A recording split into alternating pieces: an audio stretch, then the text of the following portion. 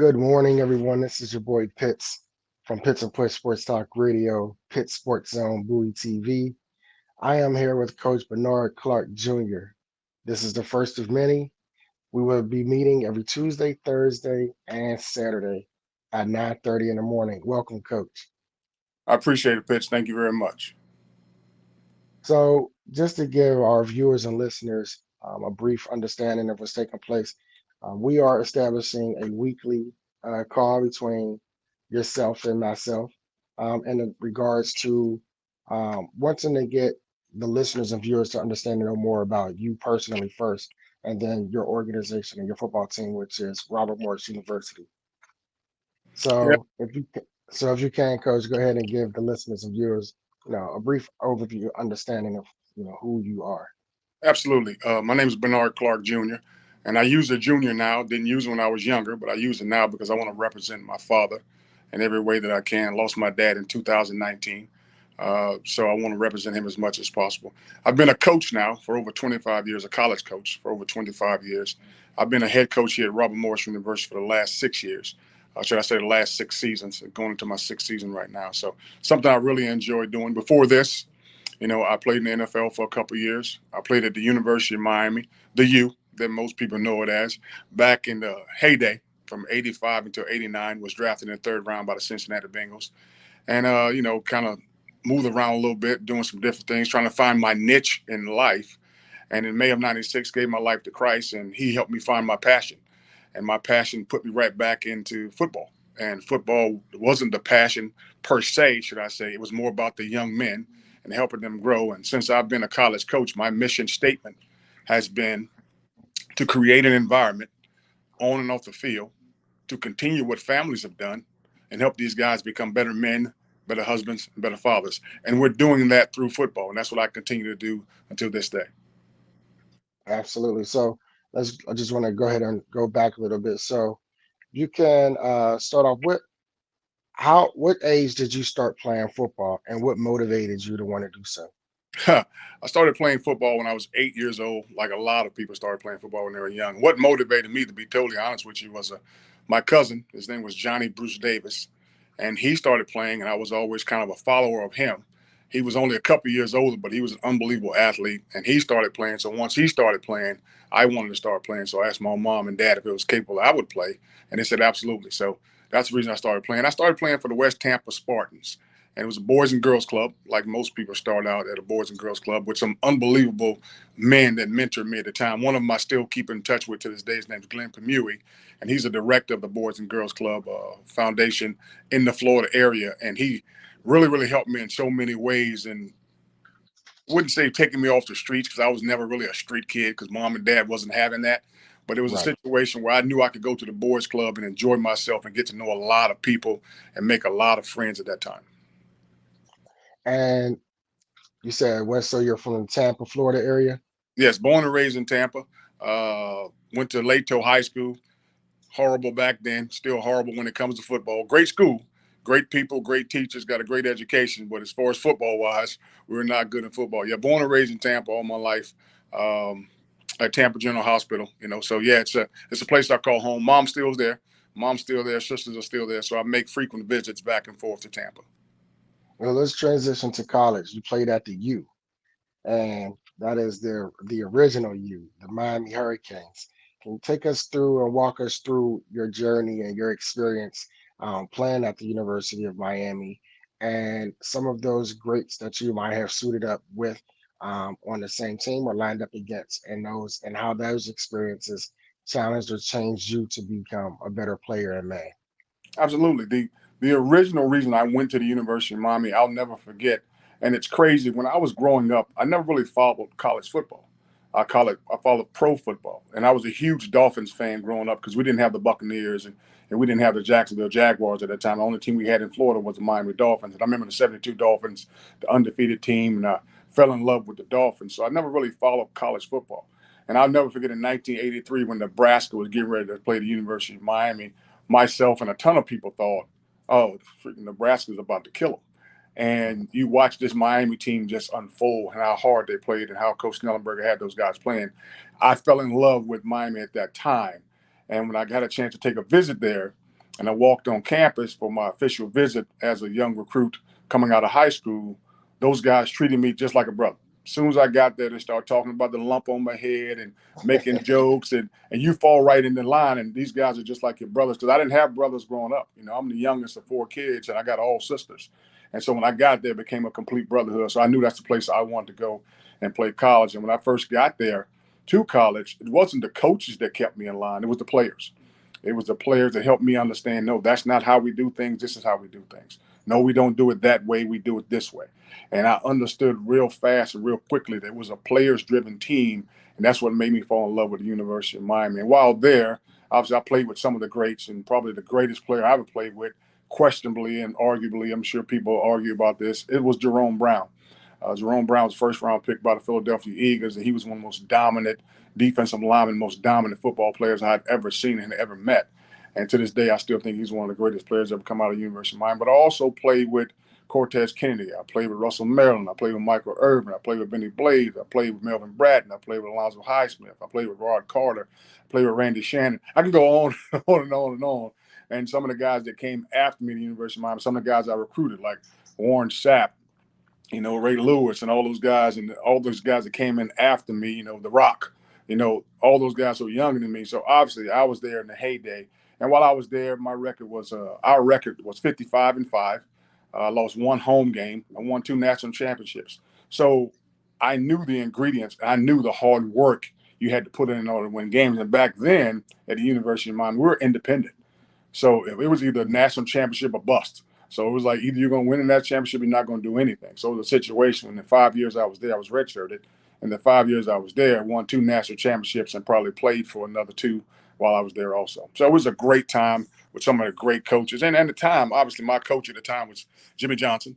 Everybody knows him now as an announcer, but back then he was a heck of a football coach, not only in college, but also in the NFL. And after Coach Johnson, it was Dennis Erickson my senior year, who was also a great coach. So played with some great guys, played with some great people. And you was coached by a great coach in Jimmy Yeah, Johnson. there's no doubt. Coach Johnson was an unbelievable coach, and so was Coach Erickson. But both of them had two unique styles.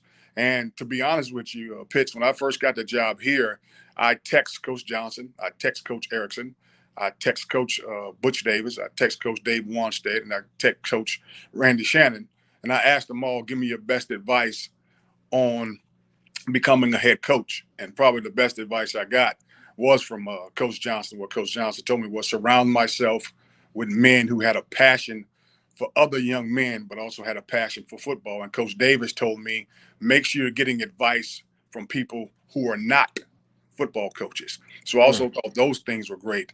So I got some great advice from some great guys and some great people. So I'll come back to that question because I wanted to follow up and ask you, uh, for someone who is going to or wants to coach, what would be your advice to them? Well, first of all, understand if you're going to get into it, make sure you have a passion for it because it depends on what coach you're with, what head coach you're with, how long the hours are going to be. Some coaches want to be in the office forever. Some coaches want to be in the office from 7 in the morning until 10 o'clock at night or whatever the situation would be. But you got to understand when you're getting into it, you got a passion for it. You want to go in there and work. When I first became an assistant coach, the first thing I wanted to do was work. I didn't want to go in and tell war stories and sit and talk with coaches about, hey, we did it like this back in 1972. Those things didn't concern me. I was concerned with learning the game of football. I tell people this all the time, and I'll go back a little bit. When I got drafted by the Cincinnati Bengals, the one thing I found when I got there was I wasn't a student of the game, and I don't mean that in a sense that I didn't know what I was supposed to do. I didn't know my plays. When I'm talking about student of the game, I'm talking about knowing the game inside and out. The way Ed Reed talks about it, the way when I was there, a guy by the name of Leo Barker was trying to get me to understand how to be a student of the game. I wasn't a student of the game, meaning that I didn't know tendencies of offenses. I didn't study film. I didn't do those things because all through high school, I could run and I could hit. It carried me through high school. I got to college. It carried me through college, knowing my job, knowing what I was supposed to do, and playing hard. It carried me. Then when I got drafted, I'm like, well, it carried me through the NFL. No, because in that locker room, from the neck down, everyone deserves to be in there. They have the speed, they have the size, they have the ability. It's from the neck up that separates Hall of Famers, Pro Bowlers, 10-year guys from guys that only played 2 years like myself. And so I'm not ashamed to say that I wasn't a student of the game. So when I first became a coach, the first thing I wanted to do was learn how to break down film, learn offensive tendencies, learn defensive tendencies.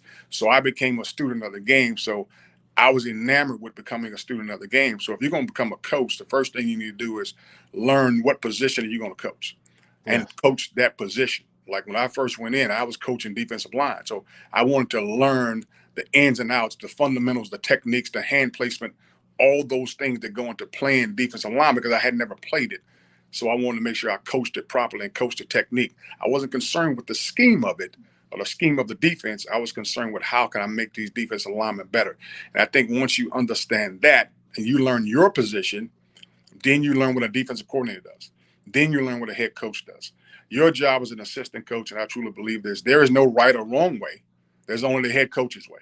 So however he wanted me to do it, that's how I did it. So if you go into it as an assistant coach and you want to go into coaching, understand you can make suggestions, but you can't make decisions. The decisions are being made by that head coach, and understand you're there to elevate him and make him a great coach. And that was my goal going in. And luckily, when I first went into coaching, I coached at James Madison University in college.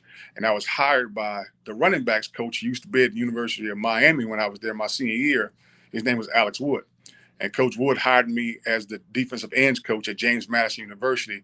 And I always thank him for that great opportunity he gave me. And the coach at the time, who was our defense coordinator named Bob Fellow, taught me more football in 1 year than I learned in a ton of years because I finally wanted to pay attention and become a student of the game. Fascinating, because I think when it comes to being a student of the game, as you said, it helps with the longevity. It helps you. Would you say, not to say you didn't appreciate it, but it make you really laser focused on the task at hand and understanding. And a lot of people think that playing football is about knowing your position. I think it's great to know the positions of others as well, because you Absolutely. know what other people are doing, you know what the other players around you are doing. Um, but I wanted to go back to University of Maryland. I mean, not University of Maryland, sorry, University of Miami. Not University of Maryland, University of Miami. Mhm. And I want to talk about the significance because I want at a point in stage, University of Miami was the most dominant year in, year out. And when you name some of those names, the Jerome Browns, the Russell Marylands, yourself, the Willis McGahees, the Edgerrin James, the Michael Irvins, the Ray Lewises, the Warren Sapps, etc., the late great Sean Taylors. What was it about the University of Miami that just separated you all from everybody else when it came to being on that field? I think it was the players, like I said before. When I got there, and people have to understand that football, especially college football, it's a player's game. I mean, a coach can make the calls, he can make the adjustments, but it's the players that make the educated decisions on the field based on the information that they get from coaches. And what Miami had were guys who were students of the game. They had guys who understood that hard work in the summertime is what helped us win games. You know, when we got there in the summer, we had to do those 16 110s, and everybody came back and everybody made them. You knew it was going to be a great year for us. I mean, those are the things that you had to understand. And it was the players. Like I said, when I got there, Jerome Brown whipped me into shape. Melvin Bratton whipped me into shape. Michael Irvin, Rod Carter, I can go on and on and on of the guys that whipped me into shape without the coaches saying, hey, but Tiger, you got to do this. My nickname's Tiger. So, Tiger, you got to do this. Tiger, you got to do that. It was more about, no, the players saying, hey, you got to do this. You got to do that. And that's what made us a great football team. And guys going there, and I always say this, I went to play for the University of Miami. I didn't go to college. Oh, I'm going to college and see if I can get to the next level. That was a thought process, but I wanted to play at the University of Miami. And if I could have played at University of Miami for the rest of my life, if they had NIL back on there, I probably would never left Miami because Oh I man, enjoyed Miami that much. And I enjoyed being around that team that much and the work ethic in the summer, how all of us got back there in the summertime and seeing those guys. And the coaches never saying, hey, you need to be back at this time. You need to be back at this time. It was plans that, hey, man, all of us going to be back here on this date at this time. Make sure you're here. So it was a players driven team. And I think that's what made us extremely successful.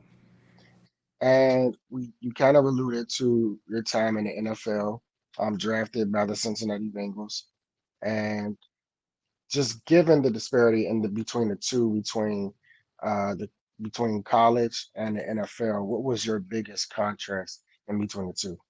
Well, I always tell people the biggest step to me is from high school to college.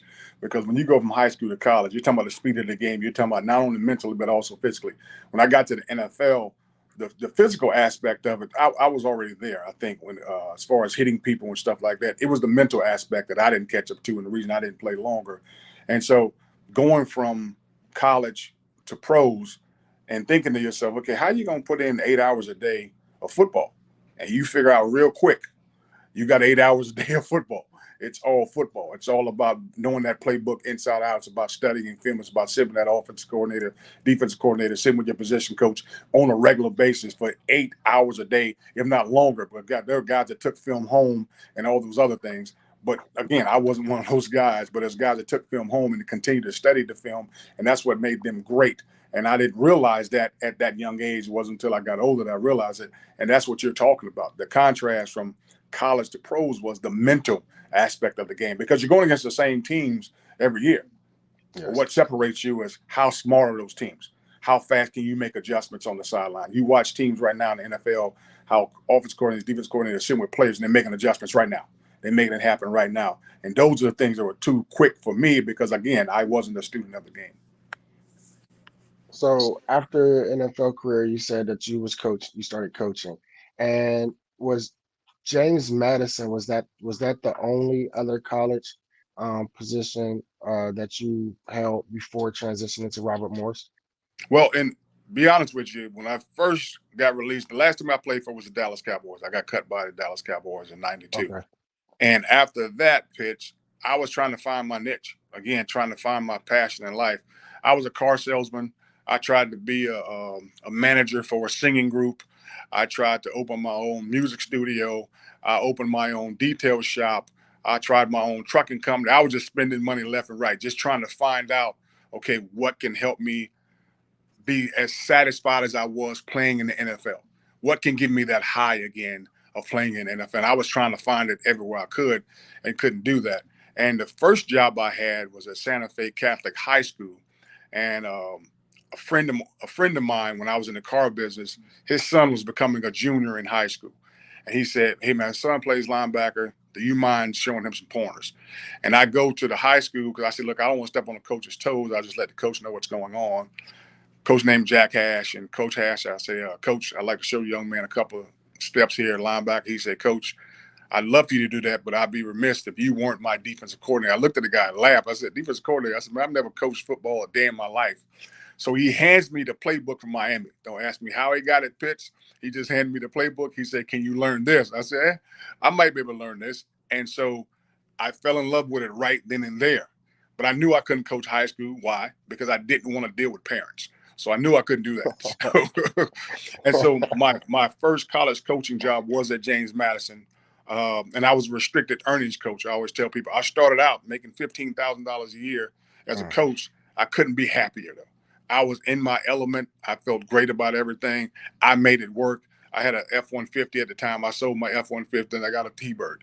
So I made it work. I put myself in position. And the great thing about it at the time was, and my mom used to always tell me this because I'm single. I didn't have kids at the time. My mom always told me, babe, you can do whatever you want to do because when you eat, your family eats. Yeah. And she was exactly right. And so that's what helped me do it because I didn't have a wife. I didn't have kids at the time. So I was able to go to James Madison. But after James Madison, I went to Liberty University. That was my first full time job. After Liberty, I went to FIU. After FIU, I went to USF. Then I went back to FIU. Then I went to Hampton University. Then I went to the University of Pittsburgh. Then I went to Colorado State University. Then I went back to Hampton. Then I went to University at Albany in upstate New York. And then I Yeah. came here. So I've been a few places. And my wife's been there with me. I got married in 2002 to my beautiful wife, Tammy Montgomery Clark. And ever since then, we've been together and she's been my ride or die ever since. Amazing. And having that, I'm pretty sure, having that comfort, that air of your wife plays a significant role in balancing out your mental sanity from going from the field and and back home. Um, I'm pretty sure have there been days when she like, maybe I don't know why you did this play or what was you thinking on this call? No, actually, she doesn't talk about plays or anything too much like that. She will, like, prime example. This past weekend, we didn't win the game, so I was at home on Sunday and I was kind of moping around the house. She's like, "What's wrong?" I said, "Nothing. Nothing's wrong."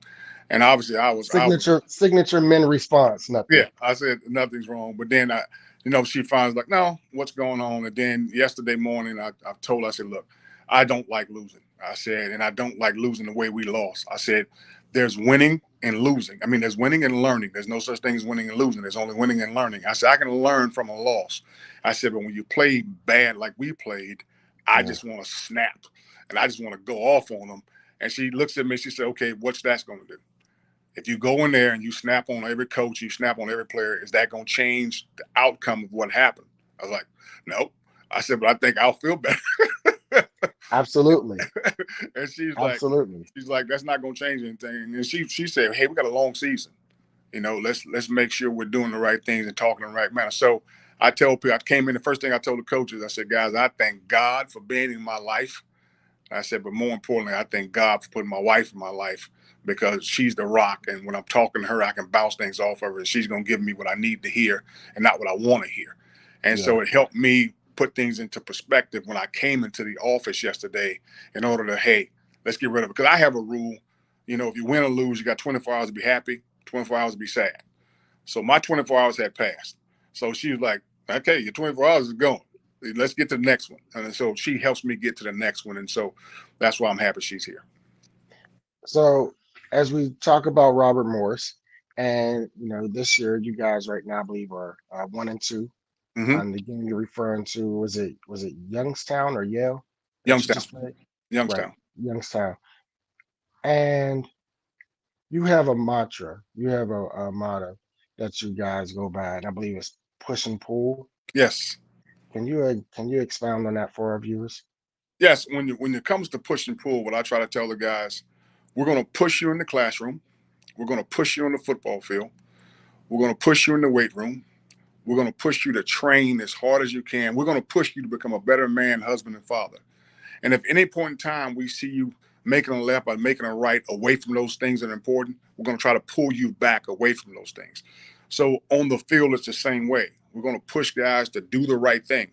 And if they're making the wrong turn, we're going to pull them back and put them back on track to where they need to be at. So as a team, we're trying to push and pull each other on a regular basis. And it's kind of, to be honest with you, it's kind of like a takeaway from you and your man, pitch and push. So it's one of those situations that we always talk about because I think you guys do the same thing. You guys are pushing and pulling each other to be better at everything that you do. And that's what I want our guys to do, push and pull to be better here, to be better there, and not take the emotion out of it and understand we all when you don't care who gets the credit, you can be champions.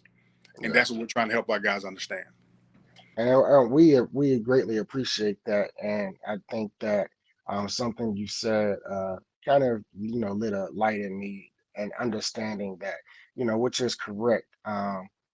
And it's not personal, but when we have a greater destiny that we're trying to get to, it takes a lot of unselfishness, but it Hmm. also takes a lot of consistency, commitment, and dedication, and Absolutely. wanting to do so. So two other things I wanted to touch on, because again, um, today's chat, we just wanted to give our viewers and listeners an understanding of who you are first and foremost before we get and focus on Robert Morris University, which is the focal point of our chats. So two things I wanted to touch on. One, I think it ties into everything that you said about you personally, to do with my apologies, the things that you try to do with your team. And that was your book, The Ascension: How to Become a Better Man, Father. Can you talk about your book and what motivated you to write that? Absolutely. And being around these young men and being around young men and being a young man myself, when I wrote Ascension, a coach's guide to becoming a better man, husband, and father, I had the idea of young men becoming to love themselves, understanding that their bodies are precious and understanding that they're a precious gift from God as well as any woman.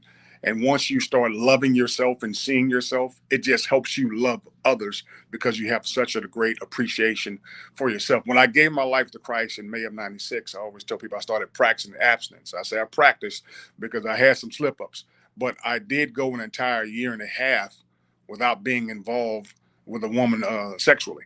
And so those things were important. And I grew more that way. To be honest with you, I fell in love with my wife once we stopped being intimate because now I realize that this is her favorite color. This is what I like to do. This is what she likes to do. You get to know a person because I always say this: sex confuses a relationship, and good sex really confuses a relationship. So when you put that in the midst of everything, you have to understand that as a man, I got to pull myself out of that and understand the love I have for myself. So when writing that book, that's what I thought about. Young men coming to love themselves and understanding that their bodies are a gift from God and it's precious. And I would like for us to end on a quote that I loved when you say it. Um, it resonates with me deeply, and that is football doesn't build character, it reveals character. Can you expound on that? Absolutely. You know, and I know when you get on that field and it's time to go mano a mano across from the man from across you, either you're going to do it or you're not going to do it. It ain't got nothing to do with building character. Either the character's going to come out of you and you're going to destroy that guy across from you, or he's going to reveal how soft you are, and you're not going to come out of you. So I always tell people, football doesn't build character; it reveals character because it lets you know if a man really wants to be a part of this or not be a part of this, and that's what it boils down to. Because football, to me, and you can try to make it as safe as you can, and we're doing a great job of trying to make it safe. It's still organized violence. It's Yeah. still organized violence. And that wide receiver wants to go across the middle, knowing that that linebacker may take him out. That ain't building character. That's revealing character to see if he really wants to do that. And I'm glad you touched on that because those are some things that we'll talk about on our next chat, which is on Thursday, in regards to the rules of today's game, how they've changed collegiately, and then also your thoughts about how technology has helped. Has it helped change how you can coach and navigate within the college realms of football? So, again, this is the first of many every Tuesday, Thursdays, and Saturdays. You can catch myself and Coach Bernard Clark Jr. here at 9:30 in the morning chats with Coach Bernard Clark Jr. I am your host, Pitts from Pitts and Push Sports Talk Radio, Pitts Sports Zone, Bowie TV. And you can also find the recordings on Comcast Channel 77 and Verizon Channel 11. Thank you very much, Coach. Look forward to chatting with you on Thursday. Have a great day, Pitts. Bye. See you later, everyone.